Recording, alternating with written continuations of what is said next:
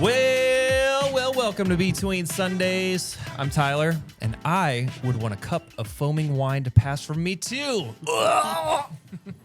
Today we're getting melodramatic and talking about the most significant moment in all of human history in the Garden of Gethsemane. But before we live in the freedom of God's good designs, now that they've staggered and crazed themselves, let's drink from the cup of our own consequences and welcome in our favorite co-hosts, Maron and Barry. Good day, guys. So many references. Good day. Good day. Good day. Guys, Hello. there's like a training going on next door where they're like watching videos and talking amongst themselves. They were all very concerned about being too loud. I was trying to give the loudest intro I possibly could so that they could to disrupt them. They could hear us. Yeah. Well done. Got it. Yeah. How's it going, everybody? Good. Yeah. Yeah. How you guys doing? Spring is springing. No, beginning. I don't believe it. There were birds chirping. I was in a meeting at 9 It's o'clock 40 this degrees right morning now. downstairs, and there were still birds chirping in the mid-bleak springtime. Yesterday, my kids were in the driveway. We have like a plastic baby pool deal, and they like putting dish soap in the baby pool and filling it. Oh, because it was like 80 Yeah, something because it was 80 yesterday. degrees. Yeah. Oh, right. And by the end of the day, that water was almost frozen. It was such a weird time. Such a weird time. Yeah. It was one of those days where like I checked the weather when I woke up and almost didn't believe. Like there's no way. There's no way it's going to be a high of 84 and a low of 38. Yeah. There's no way. Yeah. I spent yesterday afternoon out in my food forest pruning my fruit trees and stuff, and went out with a t-shirt because I was like, yeah, it's so warm today. And I was like, it is like just a constant gusting cold wind. And I was like, all right, better go bundle up. Goodness. Yeah. Point of order, everybody. Easter's here. Come celebrate Easter at Grace. Invite the people closest to you to experience the power of what we're going to be talking about today, the rescue and salvation we experience through Jesus. Our Easter weekend begins at 6 o'clock p.m. On April 3rd with an intimate and quiet Good Friday experience. This is not going to be live streamed because this won't be like traditional services. It'll be more experiential. So come for an evening of honest reflection, prayer, and focus on the power of the cross. Then on April 5th, join us at 9:15 or 11 a.m. to celebrate the defeat of death and Jesus' resurrection. I'm actually really looking forward to Easter this year. I look forward to it every year. But I think having gone through so many weeks of Matthew. You're just so ready to be done with it. No, it's not that. No, like I'm actually very much looking forward to the next few weeks as like the climax the or whatever. payoff. Yeah, It's like we've been trying to get to the resurrection again ever since last Easter. Yeah. So I'm really looking forward to that. So April 3rd and April 5th, come celebrate Easter with us at Grace. Guys, what's new? What's going on? Well, I would like to update about my food forest because there was a time years ago on the podcast where every single update would be about some new plant that I stuck in the ground in my food forest. Well, the last couple of years have been really discouraging for me because I started doing growing annuals. We got more animals. We did all this stuff. And so my ability to spend time out there, like, walking around the garden and pruning everything and keeping everything clean, like it just, that decreased to the point where my food forest got completely overgrown with like, I don't know, all kinds of different plants and weeds and thistle and so, which was super discouraging and maybe not even want to go out there. Yeah, yikes, yikes. That's good. I like it. New sound clip. But that made me not want to go out there and like maintain it. And so like a lot of the fruit got eaten by like raccoons and birds and stuff because I didn't even go out there. So anyway, I was like, all right, enough. I need to move to a new phase. And so I actually took away all of the fence that was there before. So there's no more fence because the trees are big enough that the deer and rabbits aren't going to destroy them. And then I am going to basically do a bunch of mulch around the trees that I want to keep and then turn the rest back into like grass paths and stuff.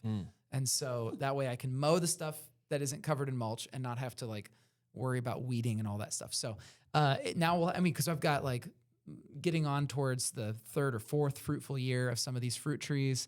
This will be the third fruitful year for the pawpaws. Maybe my first year of actually getting hazelnuts. I have these 3 hazelnut shrubs, and this winter I noticed that they had put out in the fall these male catkins. I've learned that they are called those little hangy things. Wow. Nice. Great. I love it. Great. Wow. I feel like those were both said in serious tones in my sermon, Wow. but not in the sound clip. I like it. They're so useful. Yeah. You're going to use I them know. Yeah, all wow. the I time. know. Wow. Those are future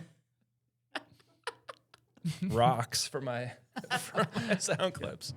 So anyway, so I might get hazelnuts this year. I've got all these other fruit that I'm excited to. So what are you going to use the hazelnuts for? eat them? Really? I don't know. Because the only thing I can think of is coffee, and that's gross. Nutella. What do you do?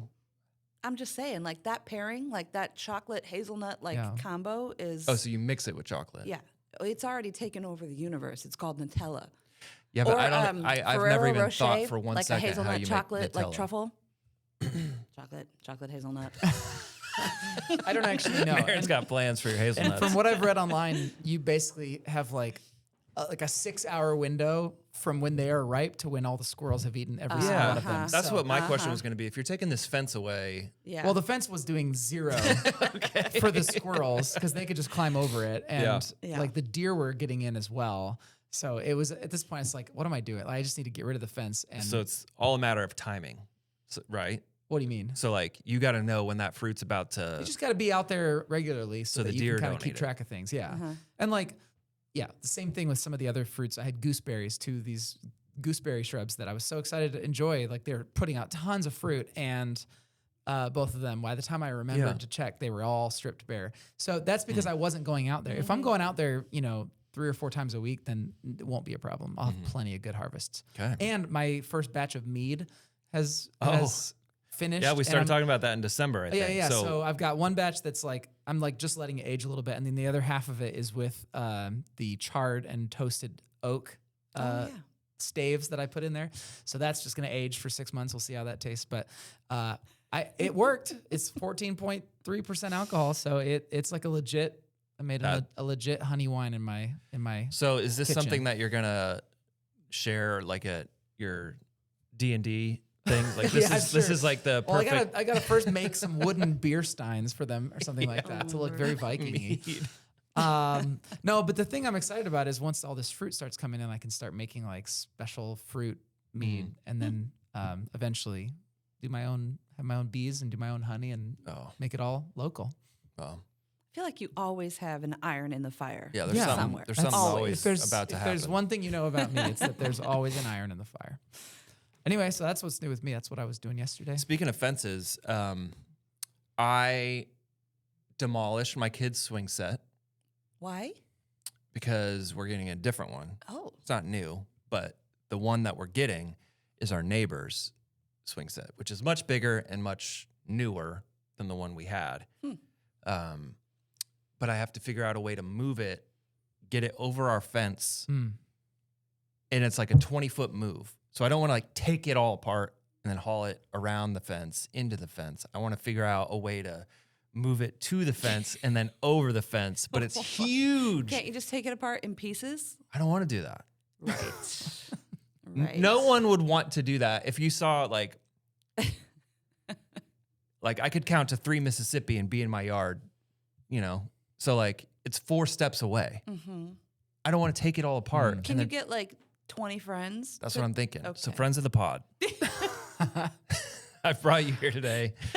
Somebody said I should put wheelbarrow wheels on the posts or like the and just roll roll it. it. And then like straddle the fence, roll it, and then lift the other side. Okay. So if you're free this weekend, I am not. I am not free this weekend. Neither is Jed. I'm that's what we're sorry. trying to. You're out of That's what luck. we're trying to do this weekend. Also, if you would rather not do that, but you do want to do something physical. No, with- Barry, with this is your my life- moment. This is with my- your life. We are doing our next Haven Farm work day on Saturday morning. So havenfarmsanctuary.org. You can check it out and come and meet all of our babies that we're always talking about. All of our What piggies kind of and stuff. projects for the workday? Oh my gosh, our barn is it. This winter we were rode hard and put up wet a little bit with this winter. It is Wow. filled with trash and pumpkins that rotted because the piggies all got really sick and we never got rid of them. So we got to like sweep those up. And it's a lot of putting down new mulch and cleaning stuff and getting things all nice and clean and They'll ready turn out for the rotted pumpkins. I know that's They the will. big draw. Who will? But, Anyone? there will be The- different the teams. There legions will of be people to help Barry on the Some farm. people will be helping with like, we'll just have a ton of like sticks all over that we just pick up and put them in a Talk burn to Jaden pile. about that. What? Picking up sticks. He's a pro stick picker. Absolute pro. Well, Jaden, if you're listening, come on over to. Does it 5 days a week? He just did a weed wrangle at what's that?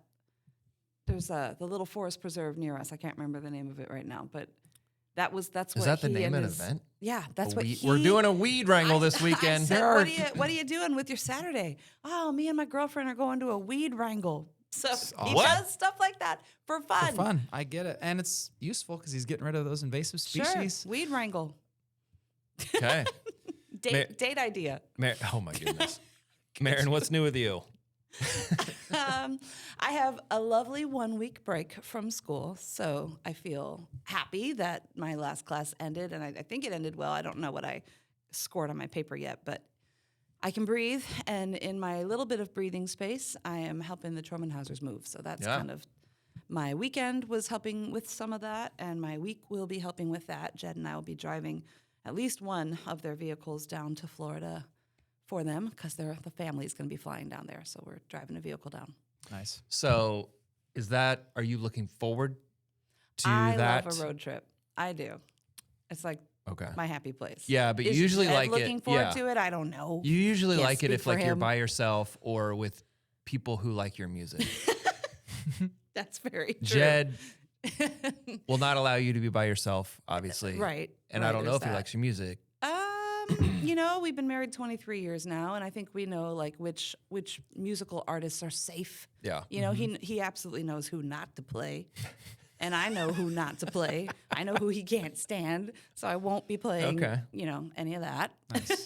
And Are you guys it'll going to be great. are you two going to be able to do anything while you're in Florida? Are you going to like go to the beach at I all? think it's going to be such a no. It's going to be such a quick turnaround. We are leaving Wednesday to get there by Thursday, so we're trying to break it up over 2 days, so we're not just driving solidly through one day. And then the actual ribbon cutting of the Tromenhausers' new home is on Friday, and then Saturday the moving truck arrives, and we help kind of move all their stuff into their new house, and then we fly home Sunday. So I think it's going to be pretty A packed. whirlwind. Very much a whirlwind. And then my next class starts the following day. Which is it? What is it? It's a psychology class. Psychology. So, yeah. Ooh. Wow. Wow. That's cool. So yeah, it'll be a very busy week, but not busy with school, busy with actually doing other things and helping people. So I'm excited about it, but it'll be a solidly busy week. Okay. Next week, I'm not going to be here. I'll Yeah? be in the city, but I will be home alone with my dog. Oh, okay. Taking off work. To be home alone with your dog? Someone's got to do it. There's a bunch of stuff that I need to get done while my family is Like moving a at the swing set? beach, like moving the swing set. There's some other things. And so I'll be working, Okay. but I won't be on this podcast. You guys are on your own next week with Dave Wow. when he comes You in. didn't want to bring the dog in? Nope, I do not. She's, never mind. She's lovely. She's a great dog. She's nice, yeah. But yeah, next week, spring break, my whole family's going to the beach, except me because it's the week leading up to Easter. Uh-huh. So can't. So you got to be at home alone with the dog Yep. because it's the week leading up to Easter. So I'm taking a couple days and I'm going to do some house things. And then I'll be working from there. Okay. Yeah. Until Good Friday, April 3rd. I cannot believe that it's like right around the corner. It's Yeah. flying. That year is flying by. Yeah. Yeah. Wild. Yeah. All right. I don't even know. Who knows? Week 8. Yeah, I'm not really sure. I think it might be closer to. Yeah, it's week 8. It's, All right, it's week 8. Sure, but then it's hard to say because we also had to cancel the first one because of the Yep. weather. It's so probably easier to say how many weeks we have left. 3 weeks left. There are only 3 weeks left in our of series, Follow Me, part 4 of Matthew. There you yeah, go. This sermon, I was talking a little bit about it before we started recording. I'm sure that we could spend the entire show just like looking over your notes again. I'm sure we could spend the entire show talking about like 1.5 questions because Yeah, it's pretty so intense like stuff. theologically rich Yeah. and worthy of conversation. So we're going to try to get through some of it. I usually come in to this with like, depending on where the conversation goes, like 12 to 15 different like questions ready. Today I have like 4. So How dare you? yeah. who do you think No, you it's are? because of how like Yeah. how much I think we could talk about Sure. what you talked about in your sermon. So to get us started, kick us off, what's kind of the big idea? And friend of the pod, if you haven't watched or listened to the sermon yet, this is one I would really encourage you to go back and do that. You can do that in the Grace app. But Barry, kick us off. What was kind of the big idea of this sermon? Yeah. So for this sermon, we looked at kind of a short passage, but it's the moment in the Garden of Gethsemane where Jesus is praying the night before the crucifixion begins, the night that he's arrested. And what he prays is, if it's possible, can this cup pass from me? Can you take this cup from me? But not what I want, not my will, but your will. That's basically the prayer. And the whole sermon was about how deceptively deep that prayer actually is. It seems really simple, but when you actually start to ask questions like, what is this cup? It opens up a whole can of worms. There's a very, very significant biblical thread of this image of the cup of God's wrath that in the sermon I kind of explained and talked about the meaning of that. And bottom line, what the cup represents is our inability to be free. When we choose to reject God, we drink from the cup of sin's consequences. And it's in the biblical imagination, it is the kind of thing where you take a sip and then it leads to another sip and another sip and another sip. Before long, you're addicted. You can't stop drinking from this cup. And the consequences of drinking it to the dregs, it's death. It's separation from the Creator.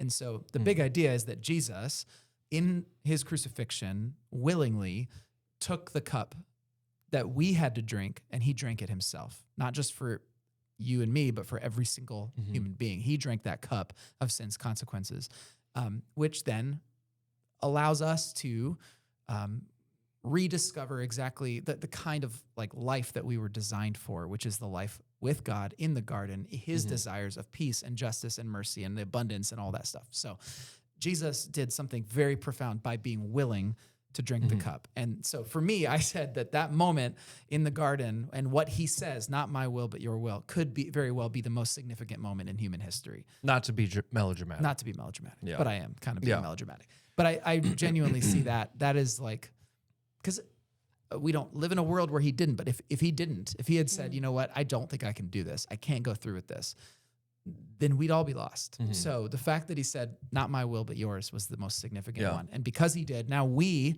can start to echo those same words and say, not my will, but your will. And we can leave the cup of God's wrath on the table behind us and march ahead into a new life. There's a couple things that I was thinking during the sermon about him saying, here's what I want, but not my will, your will be done. The first is like, he said what he wanted. So like, to me, it's like, that gives me permission to tell God what I want, even if it's not maybe what I thought the plan was or what he's revealing to me. I have freedom to be like, I don't want this. I don't want where I think this is going. But also, the second part is that he relented what he wanted to in accordance with what God wants. So he says, this is not what I want. If there's a way for this to pass from me, please make it happen. The answer obviously is no, or it's at least silence. Like, he doesn't hear from God in that moment. But when he says, your will be done, not mine, I don't know if you said this, but it hit me. It occurred to me that this is the exact, you mentioned Eden. This is the exact opposite of what happened in Eden. Exactly. It's the exact mirror image of Adam and Eve being like, hey, here's what we want, and we're going to do it, and we're going to choose this, and we're going to... Not your will, but mine be my done. will. Right. Yeah. Exactly. And both things happen in a garden. Right. Right. Not an accident. Guaranteed. Yeah, it's really, really profound. And there's a reason why the Apostle Paul picks up on that thread and refers to Christ as a new Adam. Like there are some deep parallels going on there. Christ did what Adam could not. Yeah. And Adam, as a representative of humanity in the Genesis story, I mean, it's Christ did what we could not in a way. And so. Yeah, I thought that was cool. I have a couple questions from different people who reached out. Someone right after the service yesterday caught me in the lobby, and they said, I wrote it down because I was like, let me write this down so I make sure I word it the way that you're asking. They said, if the entirety of the Bible is about how God's people sinned and chose their will over his, and Jesus took that upon himself and paid the price for that, why are we still doing what our ancestors did in Eden? They said, if I park illegally and get a ticket that I have to pay, once that price is paid, I've got no more debt. But if I kept parking illegally and kept getting tickets, I'd have to keep paying prices. So why is this consequence of our behavior that we continue to do only needed paid one time? And that was 2,000 years ago. We've been drinking and refilling another cup since then. Does that make sense? I think it does. Basically, like, if this is true, if this fundamentally changed things, then why do we keep? Yeah, why do we keep making? We're still the same filling. mistakes? Yeah, we're still choosing our will. We're still. So, I think they were kind of being like, is there another cross that has to happen? Because we've been racking up debt ever since this moment. But if this moment was supposed to have fixed it or whatever, they're wondering why.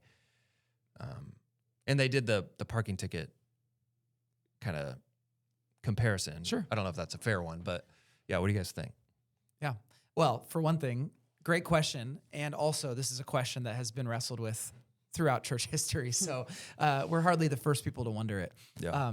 It is a really fascinating question because, there are some more kind of marginal groups within the Christian tradition that would say, no, actually, you can be perfect and you actually can get to a point where you no longer sin anymore. And that's what we should all be striving for.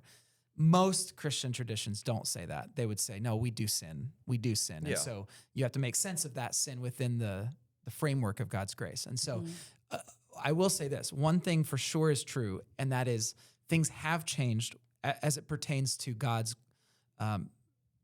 relationship with those who follow Christ. When we surrender our lives to Christ, we are joining Christ in his death and in his resurrection. And that's why we get baptized. It represents the fact that we are new creations. Now, we're still living in kind of the in-between. Yeah. Right? We're living in the in-between where we are new creations who still, for whatever reason, keep picking up our old selves or keep acting like our old selves. And that's where the process of sanctification comes in.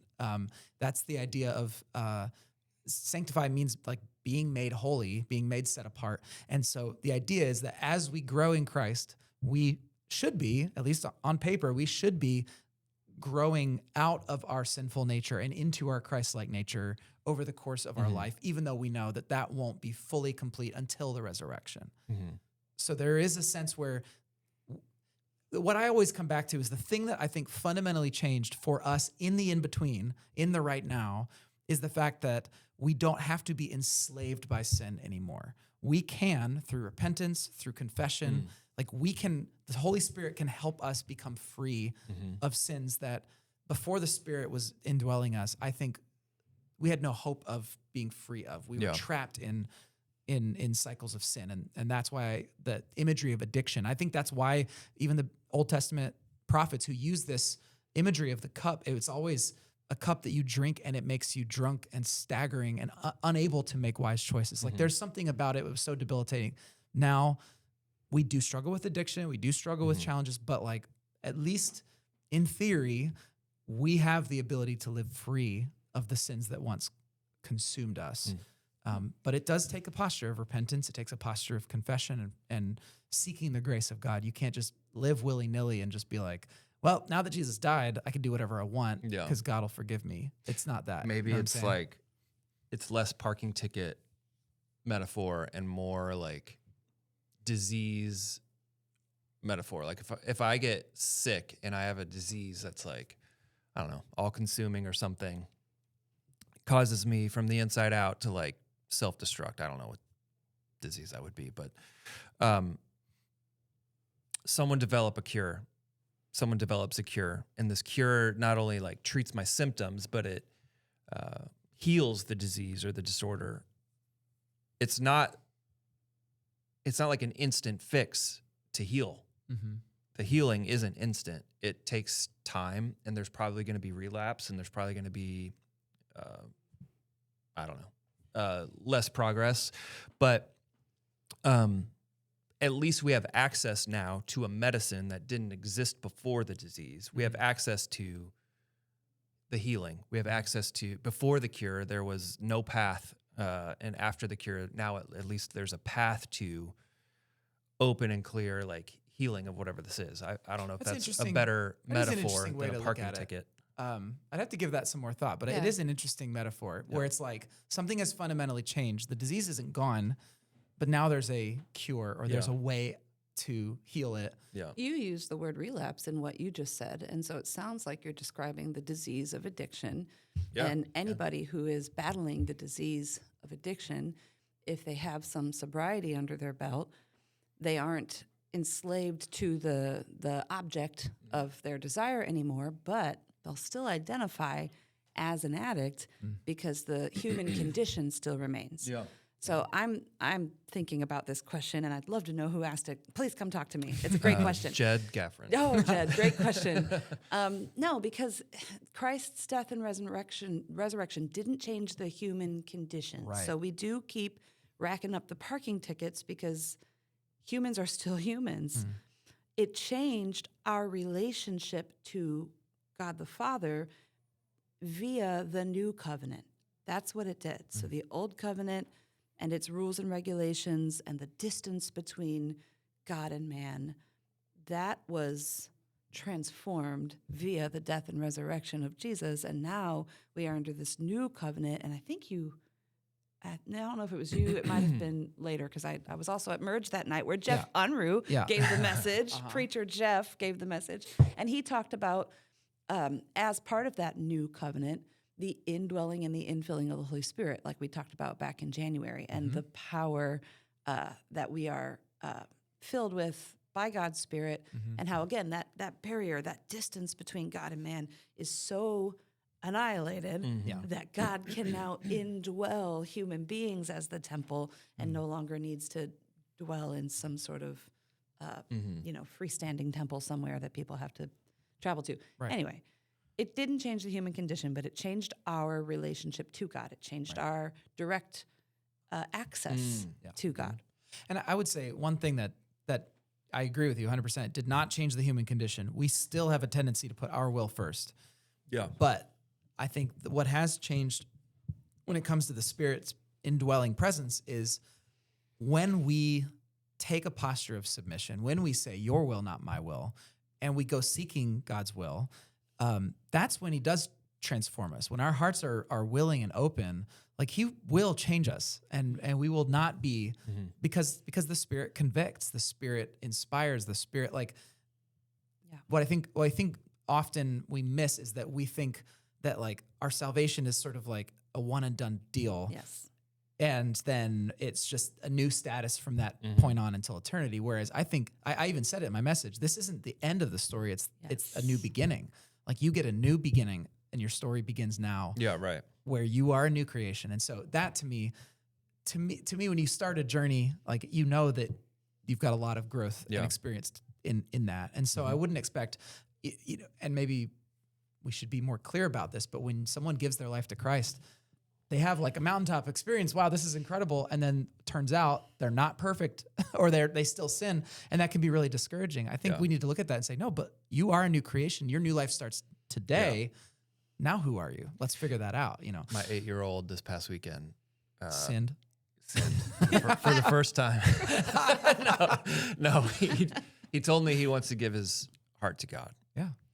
And when I asked him why, the past couple years, I've brought up this story, a version of this story, many times with my life. This. Keeps doing it. But this time I said, why do you want to do that? And he said, so he can be a good person. And I was like, well, that won't help you.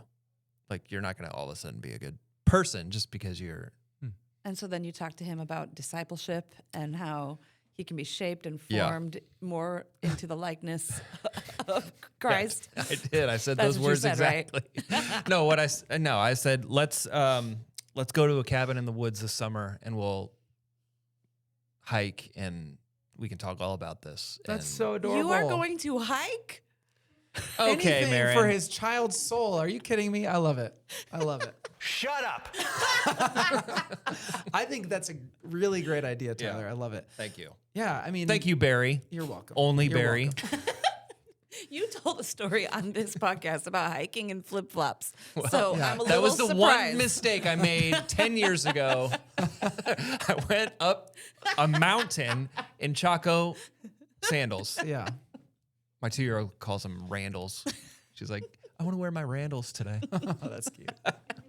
But yeah, I think, yeah, as you guys are talking, I mean, the idea of I want to give my heart to God, that again, we tend to think of it as a one-time thing. Yeah. But that's the daily thing. That's Yeah. it's the hourly thing, the Yeah. minute by minute thing. That's where the transformation happens. Yeah. That's where you become a good person. You become a person who looks like Jesus because again and again and again and again and again, you give your heart to God. Yeah.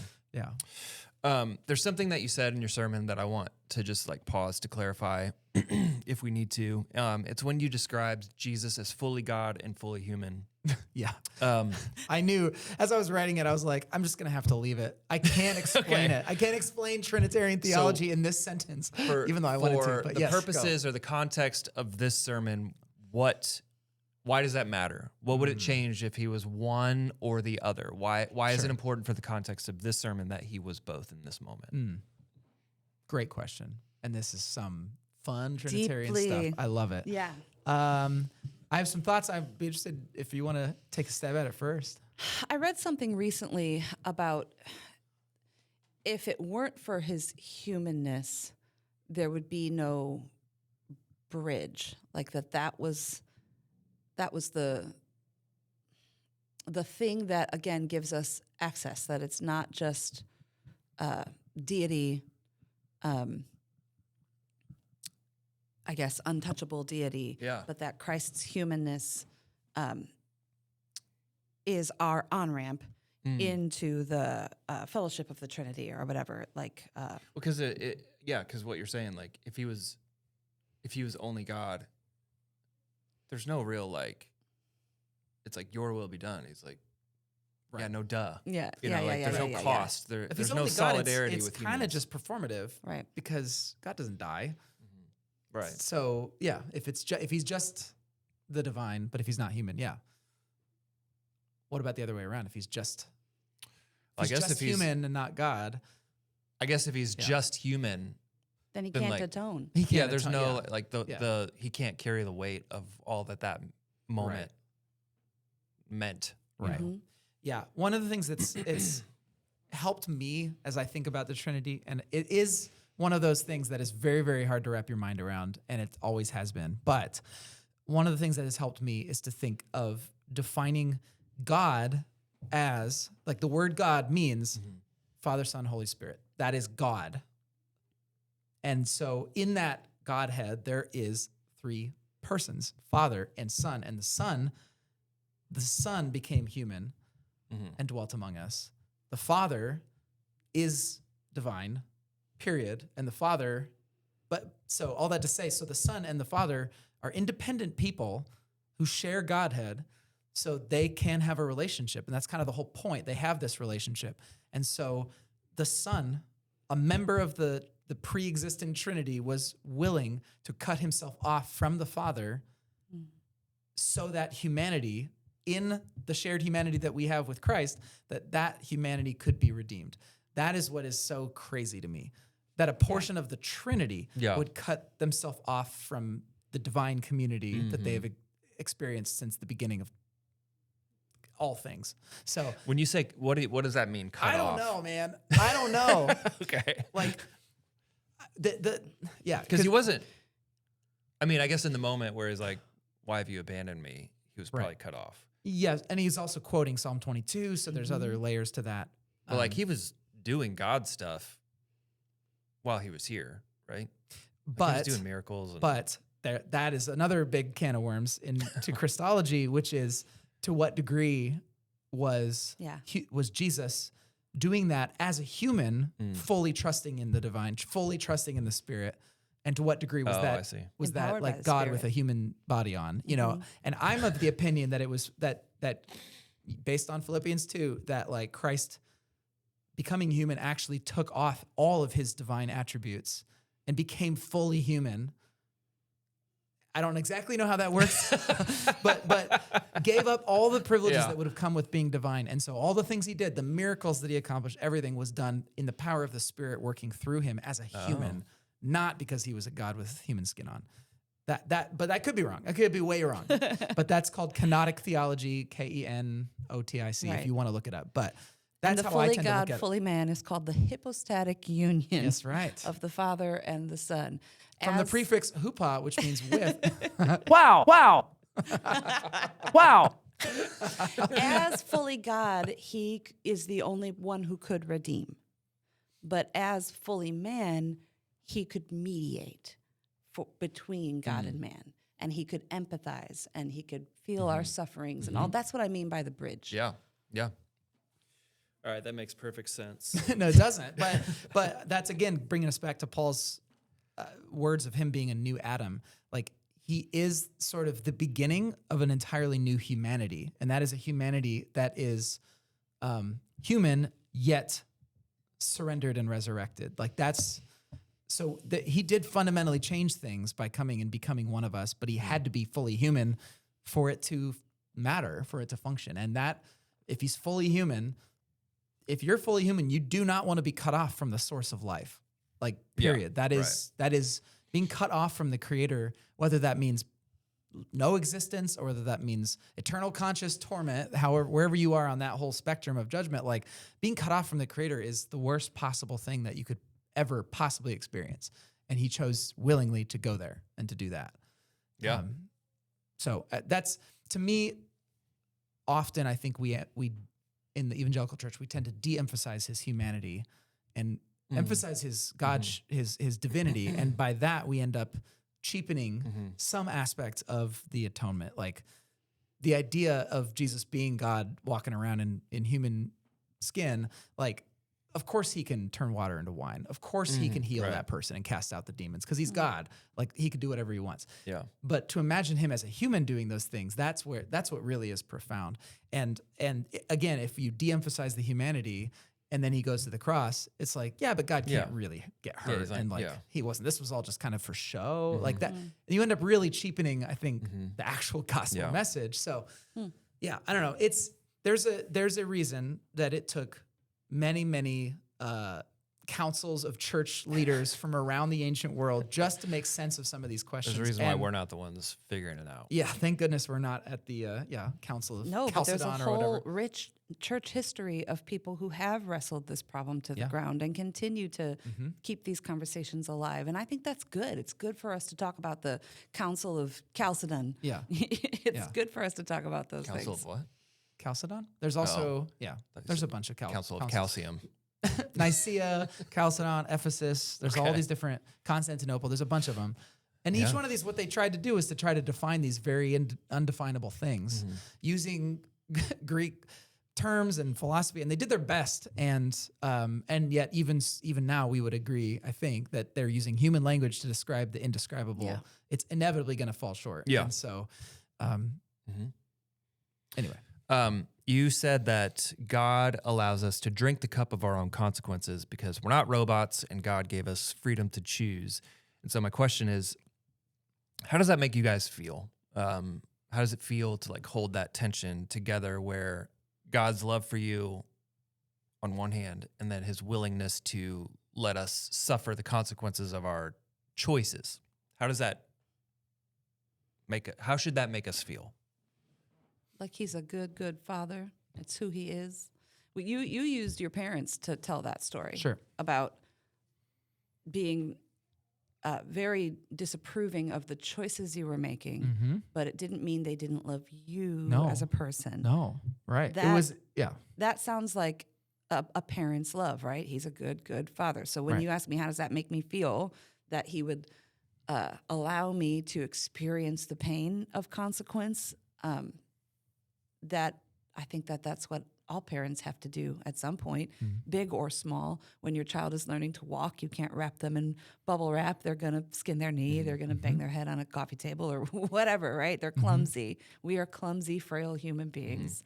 And a good parent holds the hand, but eventually lets the hand go and lets the child walk on their own. And then that continues on through all of adulthood. As I'm learning, you're never actually done parenting your kids. I had 4 or 5 moms come up to me and just say, "Oh, I'm just where your parents were After the sermon. After the sermon." Yeah. They all have high school or college age sons that are. It was always the moms and it was the sons who were, making self-destructive choices and things. It's so hard. Yeah, it's so hard. Yeah, Because I guess if God was just a God that like overrode our freedom at every turn, that would be like controlling, and what's the point of even having a relationship with that? Well, it's not a relationship. Right? Yeah, right. It's pointless. It's like a weird There's kind no of slavery, relationship. right? Yeah. It's like it's a dominance. where I have God, to do what you tell me to do. And if he never intervened and just watched us destroy ourselves, that seems cruel, and passive. And so I guess the resolution of the cross is like, it's not clean, but it proves or shows that God doesn't or didn't stay distant from us or our choices or our consequences. He took what we had created in our own freedom, and drank it. But that's the thing that happened with the cross is like the only resolution that takes both, I think, his love for us and our freedom. It takes those two things seriously, because I if it had been one or the other, like he's just like leaving us to our own demise, like that would be terrible. Right. Exactly. For a God to do, that would be terrible. Right. For a loving God to do, that would be terrible. And then if he just like intervenes and like saves everything and just like never lets us have that choice or freedom, then what's the point of even, it's not really a relationship. So the cross is really the only thing that could have made this work. That seems to be, I mean, that's what I think. I mean, I think this is the most unbelievable thing of all, is that he would allow us to make our own choices and then willingly pay the price for our choices himself. Yeah. And there's a lot of analogies you could use that always end up falling short when it comes to like parenting, but it's like, I don't know, it'd be like a child who's struggling with some kind of addiction, and the parent, in their grief of this child's choices, chooses to be the one that gets addicted to the drug, or chooses to be the one that goes to jail for their child's choice. That is an unbelievable, and some would say scandalous, a level of grace, that you would pay the price for your child's choices. Like, anyway, but that's essentially what God did. Yeah. He by Christ drinking the cup, I mean, he drank the cup that was the cup that we chose to start drinking. Yeah. Because he didn't want to be separated from us. Right. Yeah. Right. You described sin as a rejection of the good life God desires for us. Question is, how does that definition change what we think we're being saved from or into? So if sinning is just a rejection of the life God designed or desires for us, how does that change how we view what salvation even means? Yeah, I mean, to me, this is a fundamental shift in the way we think about sin. We did a whole sermon series on this back in August of maybe 24, all about like kind of reframing our thinking about sin, because we tend to think about sin, as I said in the sermon, as this like list of arbitrary do's and don'ts from on high that we just have to abide by. And God's up there just like God rules. Furrowed brow, just like looking for people to blast. Yeah. But what I've come to much fuller appreciation of is that I think we got it backwards. I think what God has done is created something good, and sin is us rejecting the good. It's not us like breaking arbitrary lists. It's us like cutting ourselves off from life and cutting ourselves off from hope and justice and all the good things that God has for us. It is self-destructive by definition. I think even with the law, the Old Testament law, I think this again is where we get this backwards, because the general, at least the way I was kind of taught at my undergrad growing up, is that like the law was basically a bunch of God rules that the Israelites failed to maintain, and therefore they never achieved like the relationship with God that they were supposed to have. But I think that's actually getting it backwards. The actual central storyline is that God chose the Israelites, set them apart. They did nothing to earn that. That's just, this is who you are. You will be blessed. Like Abraham, your children will be a blessing to others. And the law is to say, and here are the ways that you can compromise that. Here's how you might be losing some of that blessing or walking away from that. But if you, like there's a beautiful passage in Deuteronomy. It's like, I'm giving you a choice today between life and death. Choose life. Like you can choose life, because this like North Star is who you're meant to be, who I'm called you to be. But you can go the other direction. Like you have I think that that's freedom. the important part, because this may even be the last question, but another question I got today that hopefully our conversation has led us to better understanding of this. But someone asked, can you dig deeper into the consequence of sin? Yeah. One's perception is that God defined what it means to sin, states the consequences for sin, and also provides the solution. So if sin is something that is unavoidable, it feels like a trap that cannot be avoided, because the one who made up the trap is also the one offering to pull us out of the trap. Mm-hmm. Yeah. But I think if, based on what you just said about like, sin's not a list that we are just breaking a bunch of rules. It's rejecting something that is good that God desires for us, choosing our own desires over his, leads us into a spiral of destruction. Like, I don't know. What's your response to that question? Because I have some responses, but it feels like the consequences of that choice to not experience the good life, it's not an external consequence. They're consequences of choosing against something. They're consequences of choosing against love, of life, of flourishing. His good design. The design, yeah. That seems like less of a trap to me and more of like, you said it a little bit ago, of enslavement or bondage, which is why we say things like break chains. And it's not a trap as much as like we're experiencing the consequences of walking away from something good. Sure.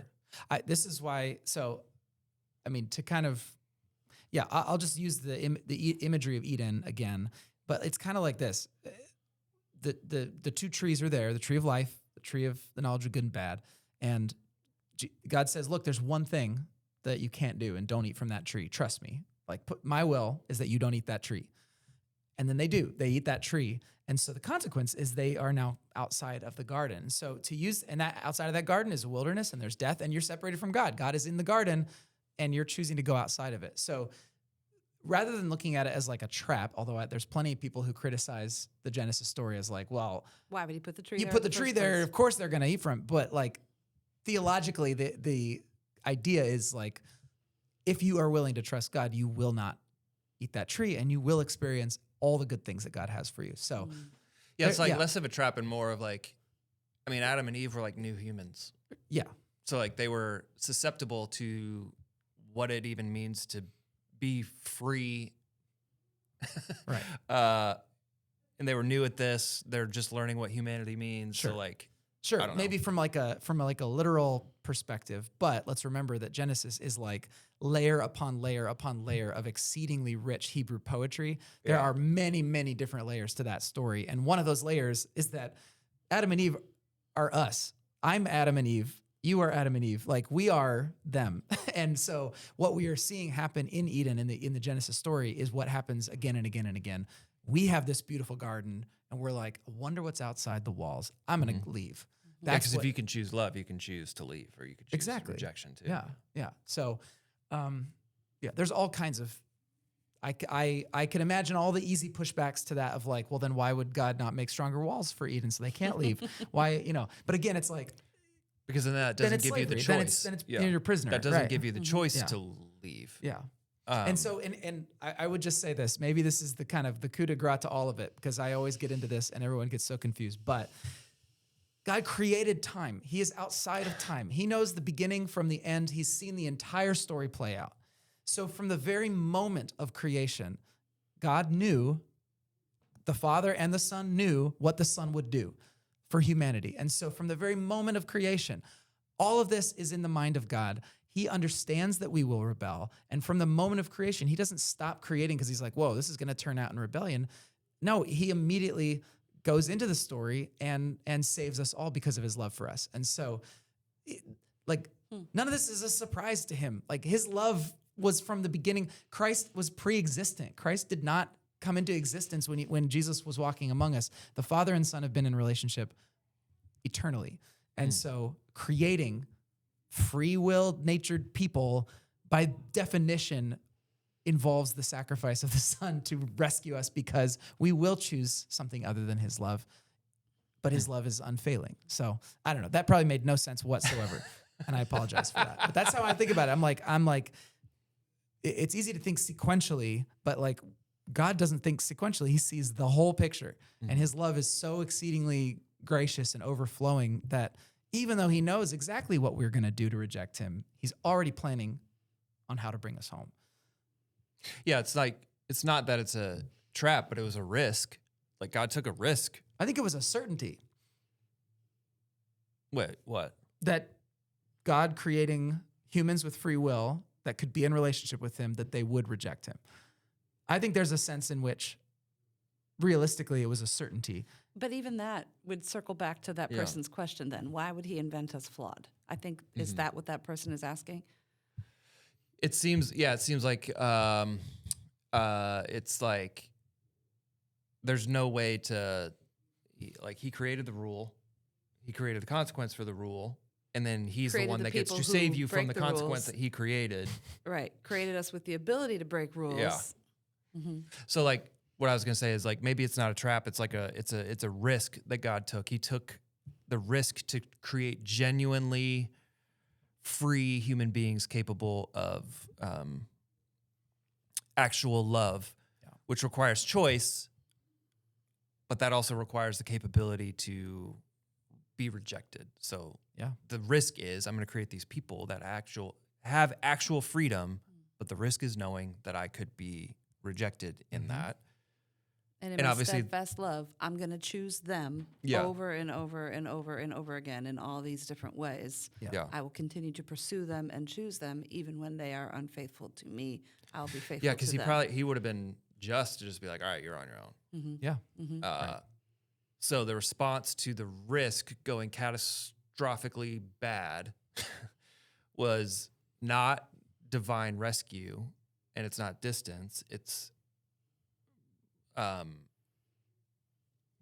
him drinking the cup himself. It's him absorbing the consequences of the risk that he took in creating free people or free creatures who are capable of love, but also capable of rejection. I don't know. Yeah. But and it sounds like what you're saying, though, is like it was kind of all part of the plan anyways. I mean, yes, depending on your vantage point on this, but like, I do think that there is a sense in which God created humanity, and I'm using language with tense that doesn't even work if you're trying to talk about something outside of time, but let's just go with me. Let's just go with me. If God's creating humans that he loves for the purpose of relationship, the Trinity of God, the triune persons of the Godhead desire to share their love with others. And we are the others that they desire to share that with.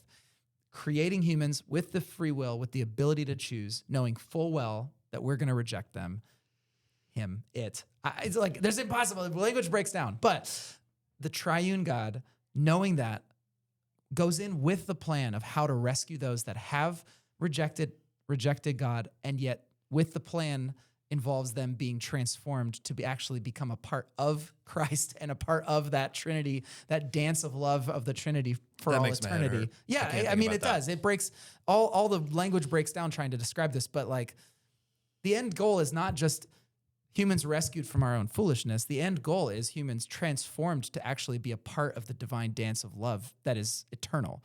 Like that's where we're destined. And this is why there's like Psalm 8. Is it Psalm 8? You've made us only a little lower than the angels. Is that Psalm 8? It's got to be. Would you like me to look that No, up? it's okay. But anyway, there's like a thread in the biblical language of like angelic beings baffled.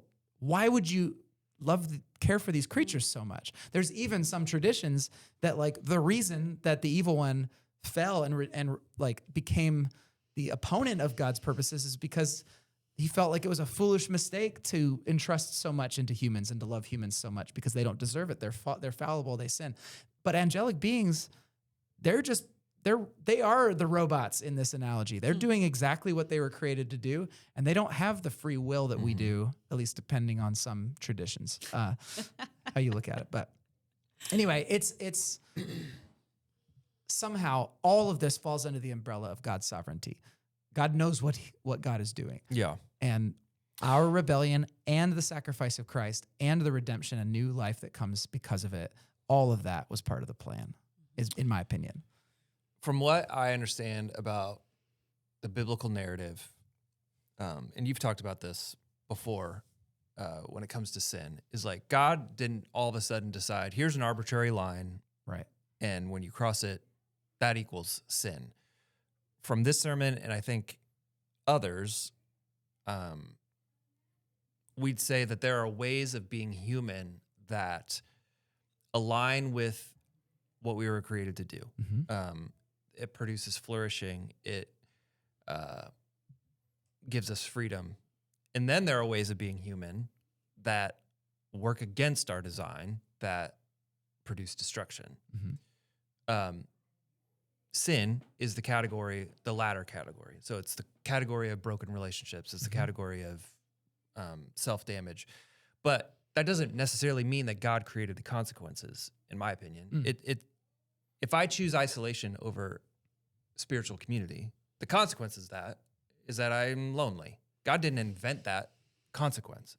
It's a result of my choice to be isolated. If I choose to lie over telling the truth, the consequence is that people don't trust me. Mm-hmm. God didn't invent that consequence for me. Right. It's a result of the thing that I chose to a do. natural outcome of your choice. So I think God or Jesus, through the story of the entire like biblical narrative, articulate what human flourishing actually looks like or requires. And in our freedom and our self-oriented nature, we cannot live according to that standard. Because we just can't. We can't live according to that standard. And that makes God sad. And that's what sin to me is. And so I would push back on God invented the consequences, because I don't think that I see it that way. I think a lot of the consequences we suffer from sin is just natural fallout from the choices that we make. Sure. Yeah, I mean, this is way too big of a can of worms, but if you look at the Exodus story and you look at what Pharaoh went through, and you look at Genesis, you look at Exodus, you again, this is Torah, it's wisdom, so there's lots to chew on and meditate on. But one of the things that I find so fascinating is that originally, when God's people came to Egypt, the Egyptians were blessed because of it. And it's the promise to Abraham, those who bless you will be blessed. Pharaoh comes in and chooses to oppress the people of Israel, not to bless them. And suddenly there are now plagues affecting Egypt. And for the first, 6 or 7 of them, God, through Moses, gives Pharaoh chance after chance. Let my people go. Let my people go. You can let my people go. That would be a blessing to my people. Let them go. And this stuff will, the consequences of your rejection will end. But then there's a point, maybe plague 7 or 6 or something, where it says it went from, first it was saying Pharaoh hardened his heart. Pharaoh hardened his heart. And then it says God hardened Pharaoh's heart. And it's like, wait a second. God hardened Pharaoh's heart. And what you see, I think this is that same idea as the cup of suffering, where there becomes a point where the consequences are inescapable for Pharaoh. Like, it's like drinking from the cup of God's wrath. You drink and then you can't stop drinking. It's like, that gets into those really uncomfortable passages where the prophets are saying that God's saying, I will make you drink this to the dregs. It's like, at some point, those consequences, you can't escape them because you have chosen rebellion. And so this is, I don't know, it's just an additional nuance to it that I find really, really fascinating, that there is this dynamic where, like, at some point, God will hand you over to the consequences of your choices, and hand you over that's a disciplinary term. It's a disciplinary term. It's like, I'm going to let you go. I'm going to let you get what you want. At some point, God hardened Pharaoh's heart because Pharaoh had already hardened his heart, and so God let him go. And the experience of that was death. I mean, and the loss of his whole army in the Red Sea. Because he's rejecting something that is good. Yeah, right? He's rejecting what the God blessing would have. that God wanted for Egypt. Yeah. I mean, so anyway, it's just. But God is still good in that there is a salvation involved here. Yes. Like there is redemption. It's not like he's divinely saving everybody, like we talked about. Like, it's not like I created this situation, I created the consequence of it, and now I'm just going to save everybody, because that is like there's no point of relationship. There's no point of choice in that scenario. And even the 10th plague, the death of the firstborn, even in that story, God creates the consequence and says, I am sending this plague against Egypt. Anyone can be saved from this plague if you paint the blood on the doorposts, and the destroyer will pass by your home. There were Egyptians, based in the text and also in Jewish tradition, that there were Egyptians that did that and joined the Israelites in becoming the chosen people of God. They went and traveled with the Israelites through the desert. I mean, that's mind-blowing to think.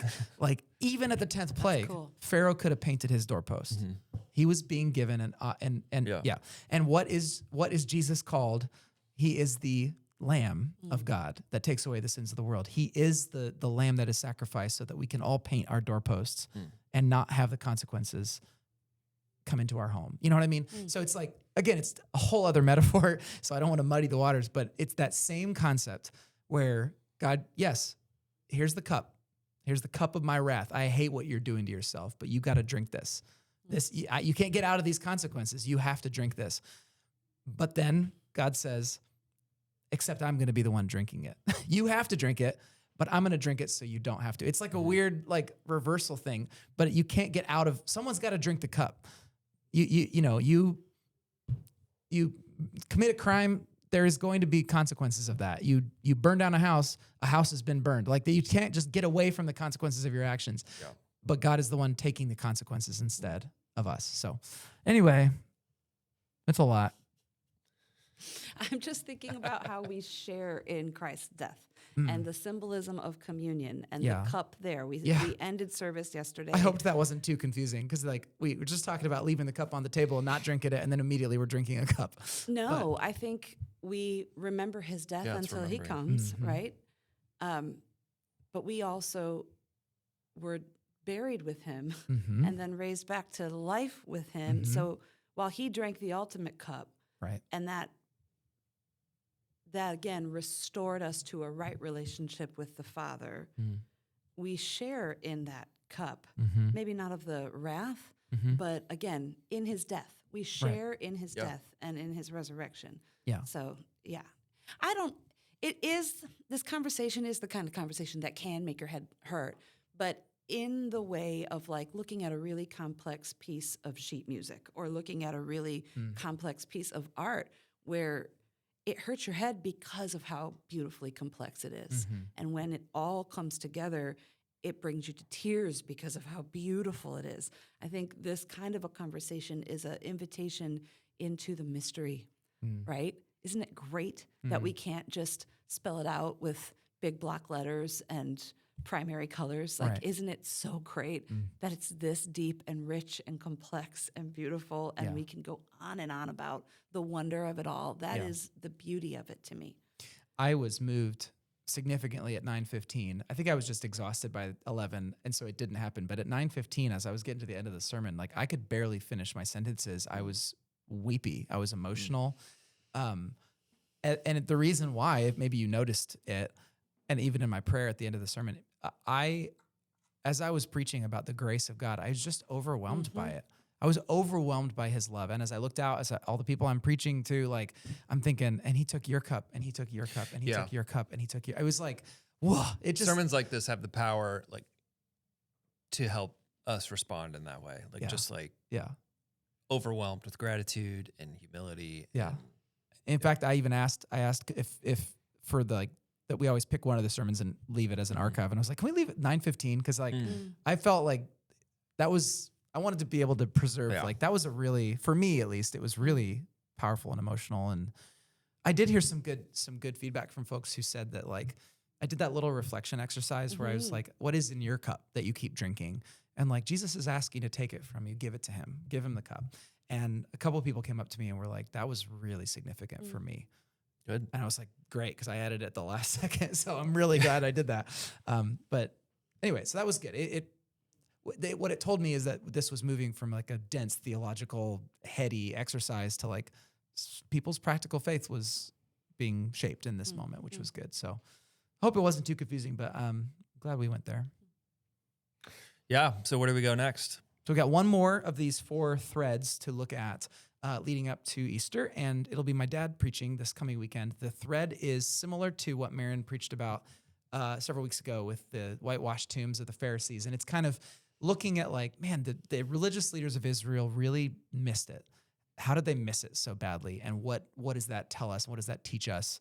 I'm curious to hear where Dad's going to go with it, and I'm excited because I think, along with Milton's sermon and the one about kingship, this is really good fodder to make Easter so much more meaningful, at least to me. So. Yeah. All right. You guys will be back next week. I won't be here. We will. It'll be you, me, and Dad. Yeah. Do you want me to write the intro, or do you want to do it? It's happening on Monday, and I I guess will I have just should- flown in from Florida. Oh, you got all late kinds of Sunday time night. on the plane. Oh wait, no, you got to see Sunday. Oh, it's fine. I'll write it. Thank Yeah. you. It'll Can't be wait good. to hear it. All right. And then's Easter. Yeah. So, and we're not doing an Easter pod. 'Kay. We usually don't come back on the Monday. We get off That's right. on the Monday after Easter, so we won't be doing that. But I will see you guys in a couple weeks. Until then, Maron, will you please send us out? I will. Do justly, love mercy, and walk humbly with your God. And we'll see you on the other side of Sunday.